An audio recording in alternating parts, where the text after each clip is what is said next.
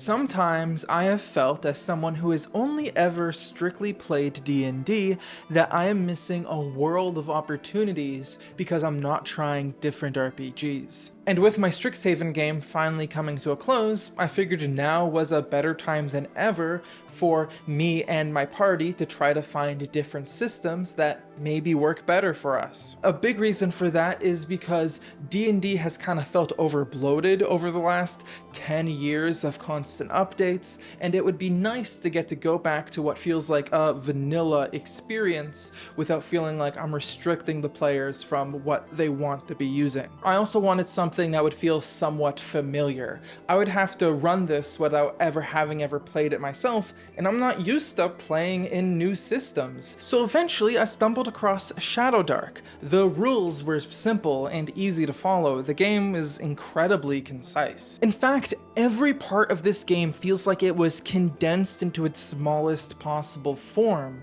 The player's handbook, the DMG, and the monster manual all combined equal to just under 1,000 pages. ShadowDark has player, game master, and monster sections, is smaller, has larger text, and is only 325 pages. Ancestry is 2 pages, not a chapter. Look at it. This is it.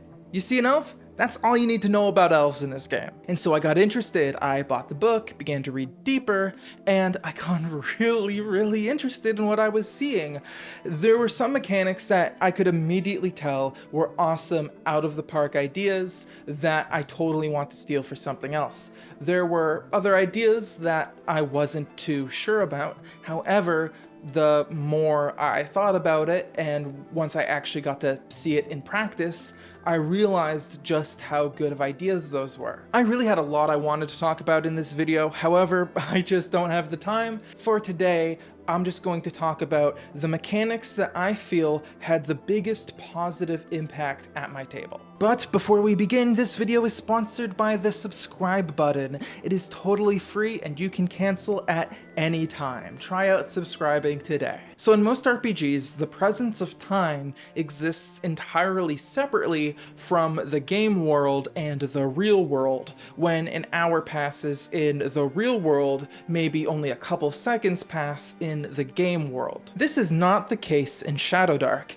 ShadowDark is mainly about exploring caves, dungeons, areas of darkness, and where there's darkness, you need a light. In this game, no one has dark vision, and when you cast up a torch, you set a real-life timer for an hour, and no matter where you are, no matter what point you're at in the game, once that hour has passed, the torch goes out. In my game, the party got a random encounter of a bunch of spiders just as the timer was clicking down into its last couple minutes. They couldn't take the spiders down in time before the torch went out, and it became a seriously dangerous encounter as they tried to both fight off the spiders and get their torch reignited. I love the idea of using real-life timers for in-game effects. I feel like it really helps deal with a particular type of problem player where they really want to get the perfect move in. They don't want to make a mistake on their turn, and so they spend a really long time on their turn trying to get everything right, or they're just not properly preparing for their turn when it comes up.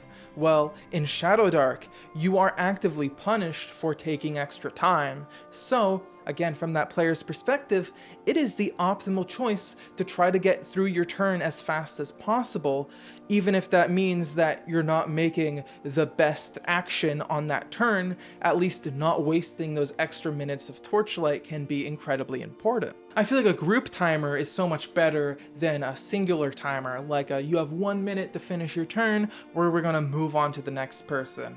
I feel like I never actually bother to track what a minute is, so it kind of just goes off of vibes for how long it's been. I feel really bad about telling someone I'm going to skip their turn, so I never actually end up committing to doing that, and it's just a lot more stressful and a lot less fun. Versus a group timer that affects everybody, well, if you need that extra moment to figure out what you're gonna do, you can have that extra time.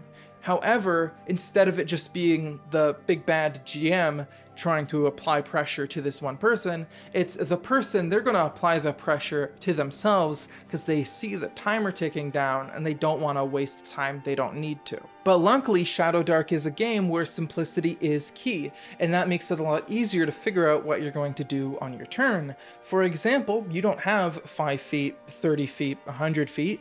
You have close, near, far, which generally covers those areas. Theater of the mind can sometimes be a struggle when you have multiple enemies and multiple players trying to move from place to place, and you're like, okay, who's close to who and who is where and blah blah blah blah blah, versus in this ShadowDark system, I found it was incredibly intuitive and easy to understand. That's like, okay, well, you're close to this person, you guys are far from these people, and I didn't really need to think about exactly where people were in a map in my head. I just needed to remember near, close, far. It was incredibly fast, efficient, and once we got the hang of it, very easy to follow. Now let's move on to spells. ShadowDark is really interesting because there are no cantrips. In fact, there are no spell slots. Any spell you can attempt to cast as many times as you want. However, the key word there is attempt. With every spell you cast, you must roll to attempt to cast it. If you succeed, the spell goes through. If you fail, you can't cast that spell again until after a long rest. Now, when I first read these rules, I hated them. I thought it would work miserably. I thought no one would want to be a wizard or a cleric because when you try to do something on your turn, there's no guarantee that anything will actually happen. But it's actually really, really good. By playing with it, I realized just how much fun it is and how it actually does solve a really big problem I have with late game D&D and how you can't really give any obstacles to your players. A chance to fail and temporarily lose a spell means that no cure is ever guaranteed. If there's ever a point where you have to use a spell twice, like teleporting back and forth, well, you either might not be able to do it or you might get there but not be able to teleport back. That means you can continue to include obstacles that normally get phased out in late game D&D because there's never a guarantee that they're able to get past it even if they have a solution for it. Now, I don't want to act like this book is perfect and has no problems whatsoever. There are definitely issues that I found by running this game, and I think if I'm going to recommend it to you, it is very important for me to point those out. Many of the problems that I have with this book center around its simplicity, which might sound weird because it's the thing I praised the most. However, because it's so simple, there are times where I feel like something needs to be explained better, but it's just not. For example, the dying rules say that if you are stabilized, you still remain unconscious. However, this book has no rules for what unconsciousness means or how to regain consciousness. You have to house rule it, and depending on the way you do that, that's going to severely affect the balance of the game.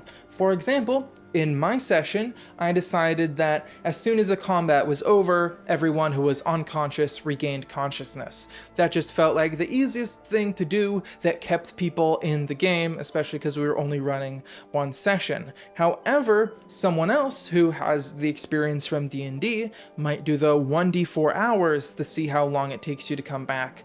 And that's a very different experience, especially because in D&D, 1 hour means a whole lot less than 1 hour in ShadowDark. And there are other times where the book is missing rules that definitely feel like they should be there. When my party were fighting in the darkness trying to get a torch back, I realized that there's no rule saying that even in total darkness that you can't just light a torch very easily, but that didn't make sense in my brain because the whole point of the game is the danger of the darkness, and I wanted to keep that pressure there of having to fight in the dark, so I very quickly pointed to the rule about sight and said, oh, okay, well, since you're in a combat and it's dark, it's going to be a hard DC check to see if you can light this torch. And so there was a couple failures and a bit of chaos trying to get the torches back on.